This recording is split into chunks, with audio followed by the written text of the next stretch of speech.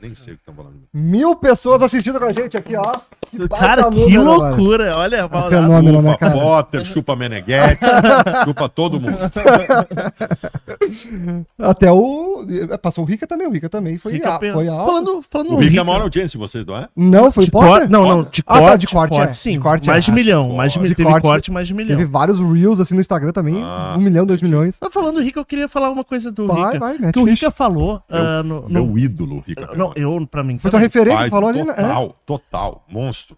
Bom, já que a gente tá falando do Rica, o Rica falou no nosso podcast, isso é um dos cortes que gerou polêmica, que o jornalismo hoje esportivo, muitas vezes o pessoal coloca pautas políticas no meio.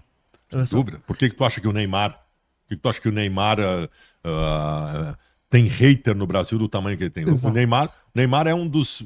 Olha, o Neymar é um dos 5 ou 6 maiores jogadores da história do futebol brasileiro em qualidade. É. Depois do Ronaldinho e Neymar. E as pessoas odeiam.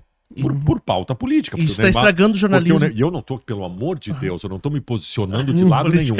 Mas o Neymar sofre um hater da imprensa de esquerda, das pessoas de esquerda, porque ele se posicionou a favor do Bolsonaro. E o inverso também Assim é como o verdadeiro. Tite. Sem dúvida O Roger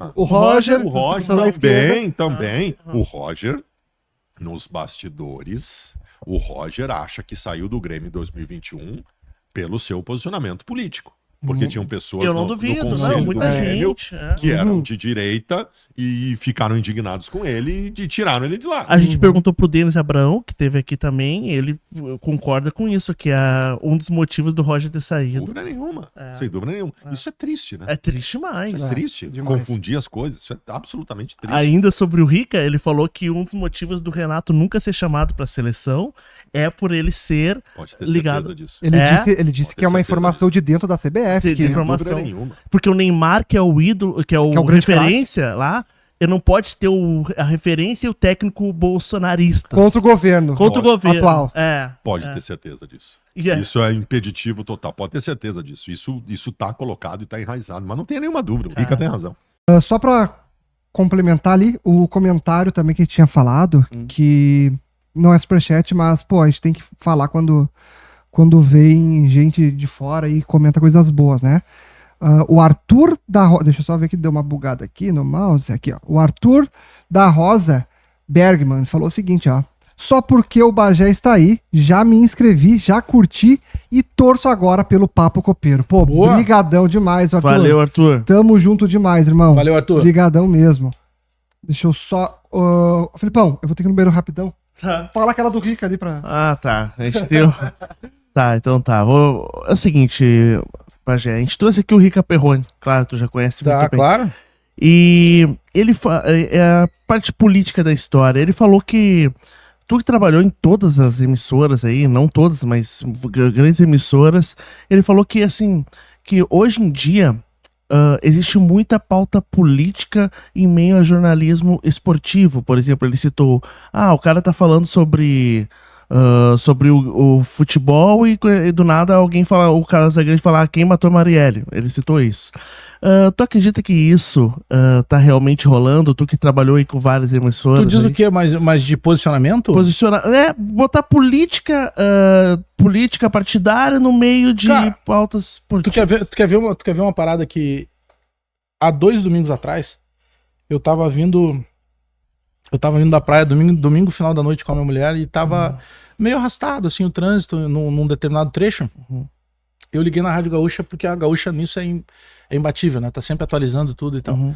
Aí tem um repórter que entrou, eu não vou lembrar o nome, tá? Mas ele tava falando de questão de trânsito. E ele foi fazer uma brincadeira. Ele disse assim, e até me chamou a atenção, eu chamei minha mulher na hora e disse assim, tu viu o que ele falou aqui? Ele começou a falar, ele foi fazer uma brincadeira que tem aquela música do El Chan, que era Domingo Ela Não Vai. Aí ele pegou e disse assim, imagina se fosse aquela música, né?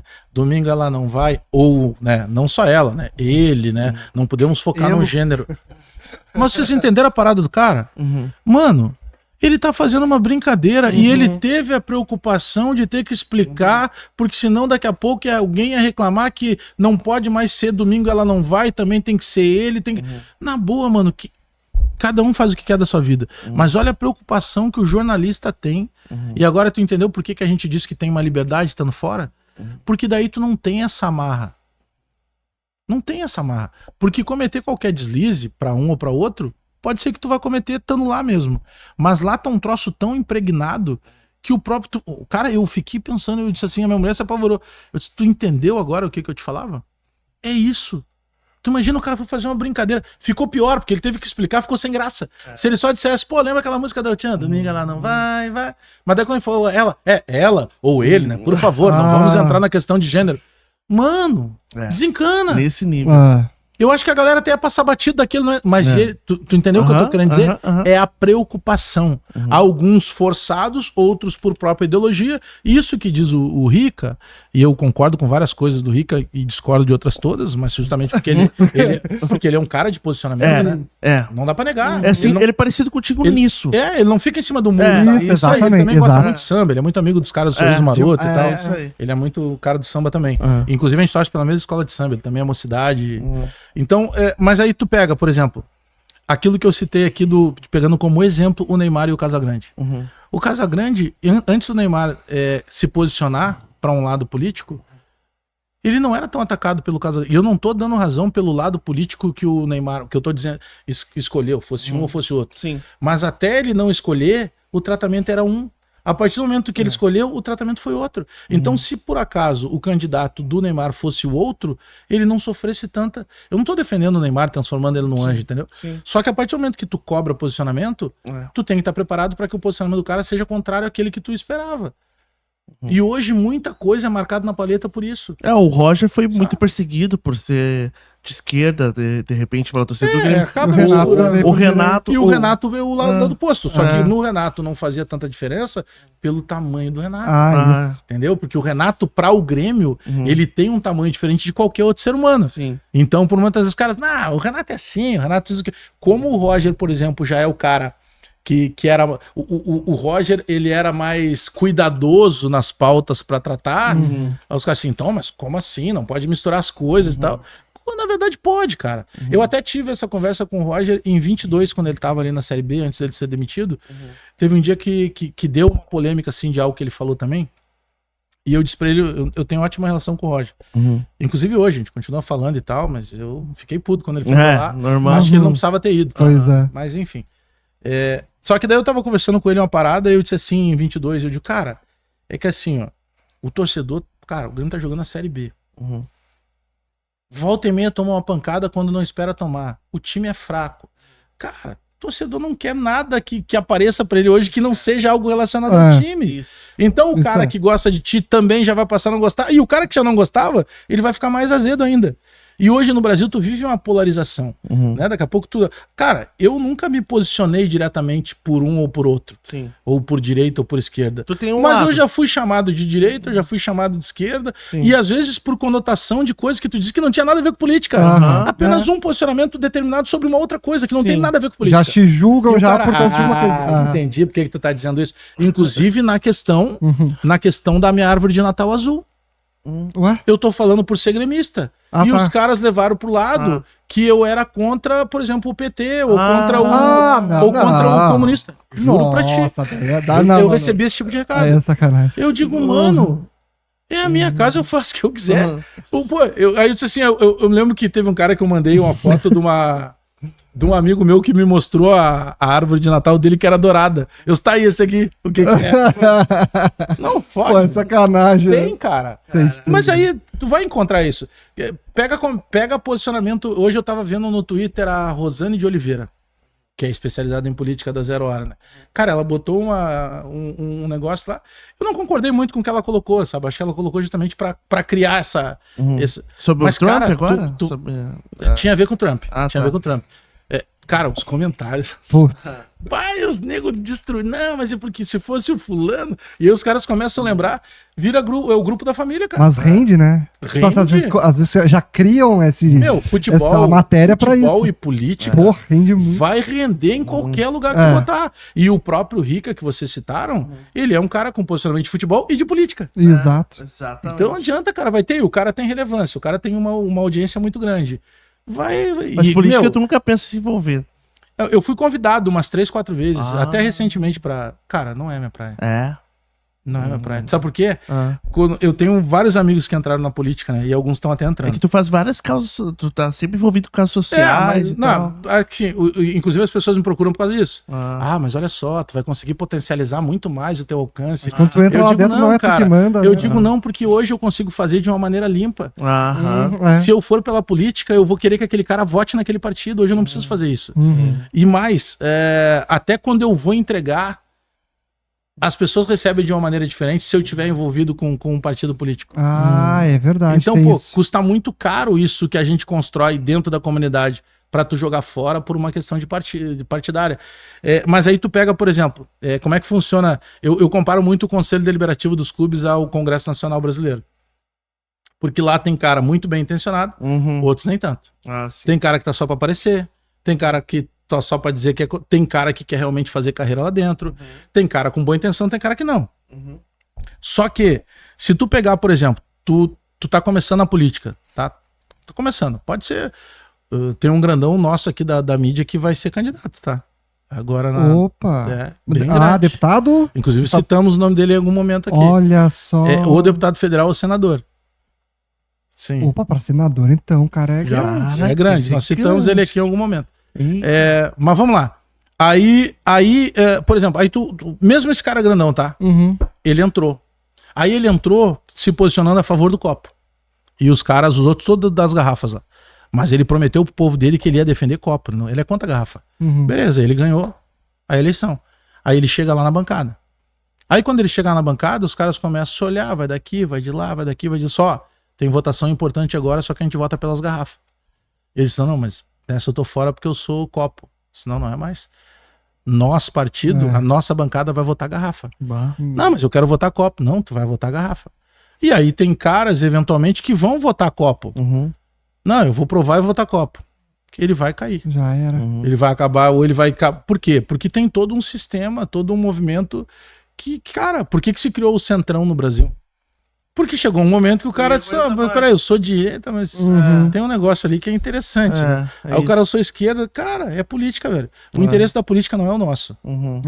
Eu me criei na Restinga com muita gente indo lá prometendo coisas. Tá? Eu vou contar a história pra vocês, eu não vou citar o nome do cara. Tá? Tinha um político na Restinga que ele descobriu um caminho interessantíssimo para fazer a publicidade dele. Sempre teve muito campeonato de várzea lá na Restinga. Esse cara pegou, ele chegou lá num clube e disse assim, assim, eu tava pensando em dar um uniforme novo para vocês aí. Mas do modelo que vocês quiserem, mesmo modelo, me passa aí o modelo, o meu pessoal faz lá. Só tem que usar o meu nome, só quero botar o meu nome na frente. E botaram o nome na frente. Daqui a pouco todos os times estavam jogando com a camisa que ele dava com o nome dele. Aí ele foi eleito vereador. 2 ou 3 vezes na sequência. Aí ele tinha um assessor. E o assessor vislumbrou ali, opa, agora o cara já foi 3 vezes, ele vai ir para deputado e eu vou entrar para vereador. Cara, eu devia ter ali 12, 13 anos. A gente tinha um timezinho da rua.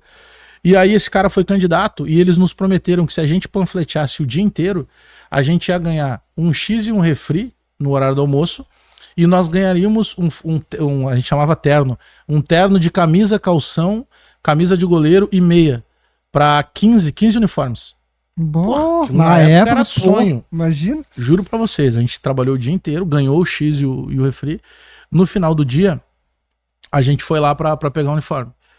Esse cara pegou e disse assim, sobrou uns negócios ali. Juro pra vocês, a gente abriu um saco, tinha 6 camisas. Só 6 camisas, não tinha calção, não tinha meia, não tinha os 15, como eles prometeram, e nem camisa de goleiro. Meu, é isso aí, se não quiser, deixa aí que o outro pega. Porque ele já sabia pelas bocas de urna que ele não ia se eleger. E ele não se elegeu. Aí o tempo passou. Eu saí da Restinga, fui tocar a vida e tal, mas sempre com as ligações lá. Um dia eu volto, por algum motivo, tô com a minha mãe lá na esplanada, na frente do Estado Maior da Restinga, tem uma feira de sábado de tarde, movimentão, e era época de eleição, e os políticos estão lá panfleteando. Vila, né? É perfeito pro político. Aí, moral da história, quem é que eu encontro? Esse cara. Só que ele não sabe que eu sou o gurizinho aquele que ele não deu as camisas, e eu sei quem ele é. E aí, na época, eu tava no Donos da Bola, o Donos já bombando e tal. Então, os caras, tô sempre vendo vocês, é um prazer apertar tua mão, gosto muito do teu trabalho, aquela coisa toda. Meu, juro pra vocês, eu disse assim pra ele, se eu te contar uma história, tu vai achar que é mentira. Aí ele disse assim, Não, vindo de ti, pô, eu sei que tu foi criado aqui, não sei o quê. Pô, lembra aquela vez que tu foi candidato assim. Bah.